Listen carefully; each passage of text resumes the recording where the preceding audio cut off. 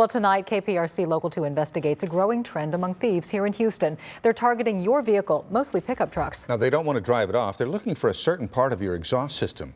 KPRC Local 2 investigative reporter Amy Davis went undercover to show you how thieves are getting cash for the parts and then leaving you with a big repair bill. For the Houston Police Metal Theft Unit, every case is like a jigsaw puzzle. They'll cut it here and they'll cut here. You have your receipts for yesterday? There are victims. My truck was parked about right here. There are thieves. Hey, Paul, Amy Davis with KPRC. And then there's this guy, who police say is right in the middle. It's against the law. Oh, I didn't know. Here's what we know. Paul, who wouldn't give us his last name, posted this ad on Craigslist. I buy catalytic converters, cash paid. He advertises if you have 4 or more, he'll even pick them up. We arranged a meeting. Hey, Paul. Yeah, but I don't want to get in any trouble or anything. A Local 2 employee is wearing a hidden camera. Do you need anything from me, like no IDs or nothing? No. I just have to see it. No price small for you. Paul is buying used catalytic converters. It's a part of the exhaust system on your vehicle. They filter pollutants from your car to cut down on smog. You can see the honeycomb. That's what they're looking for. Because of the precious metals inside catalytic converters, police say thieves are cutting them right off of cars and trucks to sell them for scrap. It doesn't take any time for somebody to just get underneath and just whack it off. Steve Garza found out the hard way. When he got in his truck to leave work, he noticed a loud noise that couldn't be good. I immediately turned it off, looked underneath, and saw that the catalytic converters had been cut off. It cost Garza $3,700 to replace the part. Depending on where they can sell it, the thief can get anywhere from $100 to $400. But Officer Gomez is brutally honest on one point. There is almost no chance they'll catch the thief who stole Garza's catalytic converter. The only chance we have is actually catching the crooks at the scene while cutting them off. Here's why.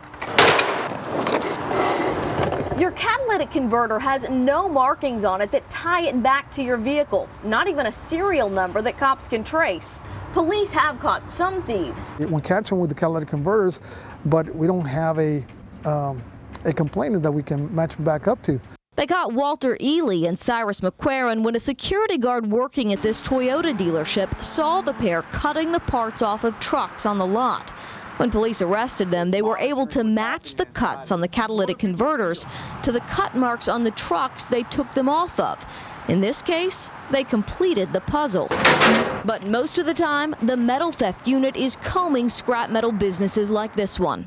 I'm looking to see what kind of material they have here. Officer Gomez found a box full of catalytic converters at this business off of 45 and 610, but no paperwork to show where they came from. He's supposed to provide the records, maintain them for 3 years, which he didn't do that. So that's what he's getting a ticket for. There are 110 registered scrap metal businesses in Houston. A city ordinance requires them to keep records of everyone who comes in selling catalytic converters. They have to copy their driver's license, get a thumbprint, even write down the license plate of the vehicle they're driving. I'm gonna go pull this license plate, see what we get on the computer. When scrap businesses follow the rules, it makes it harder for thieves to sell their stolen parts. Can't you see how a lot of them that you buy probably come from stolen vehicles? You have no way to know if they do or not. I have no idea. Do you care? No. Officer Gomez says buyers like Paul make it easier for thieves to make a quick buck. They're trying to fly under the radar, and they don't want their name attached to these catalytic converters, so they're going to sell them out to these individuals that come into the city and make it feasible for you to sell to them, and then the paper trail stops because we can't track them back to you. You asked for no ID. You said you didn't need any information from him, Paul. Well, usually I don't even buy. I just started doing this like a couple months ago back, and I'm quitting right now. I'm just going to buy from commercial only. So, like I said, go ahead and find you somebody else to put on TV or whatever. It's an uphill battle for police. They say there is a process in place to close down the scrap metal businesses that routinely break the law by purchasing those parts without requiring IDs from the sellers.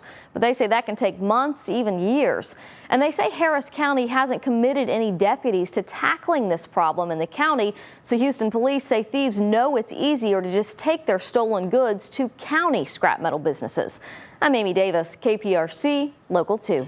Now, we've learned that Paul just reposted his ad on Craigslist this morning. While police say this is a growing crime, we don't know how many catalytic converter thefts were reported last year because police say their reports don't reveal which specific item on the vehicle was stolen.